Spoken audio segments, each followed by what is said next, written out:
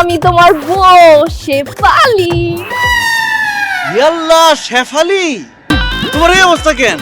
তুমি না গ্রামে থাকতে শাড়ি চুড়ি থ্রি পিস পরতা, এখানে জিন্সের প্যান্ট পরছো। আই হাই, তাও আবার সিরা প্যান্ট পরছো। কি হয়েছে তোমার? মুখলেস, তোমার বুঝতে হবে এখন আমি কোথায়। কোথায়? আমি এখন বিদেশে। আর বিদেশে থেকে আমি যদি গ্রামের মহিলাকে মতো শাড়ি চুড়ি বেলা চুড়ি বয়ে থাকি, তাহলে এখানকার যে সুন্দর সুন্দর সাদা সাদা মানুষজন আছে তারা কি আমার দাম দিব? দিব না।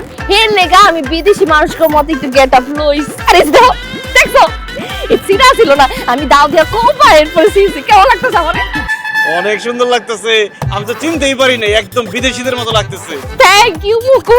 কিন্তু এটা কি মুকু, তুমি কিন্তু এখন পর্যন্ত আমার একটা হাগই দাও নাই। আসো আমার একটা হাগ দাও। হেৎ, এখানে রাস্তাঘাটে হাগামতা নিষেধ, বাথরুম আছে, তান্ডাস আছে। ওহ নো মুকু, ইউ মূর্খ, মূর্খই থেকে গেলা।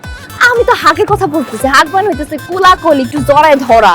বিদেশে যখন মানুষজন প্রথমবার দেখে তখন একটু জড়ায় ধরে। আসো না, আমার একটু জড়ায় ধরো, হাগ দাও। ও জরা জরা কথা কইতেছো, তা আগে কইবেন না?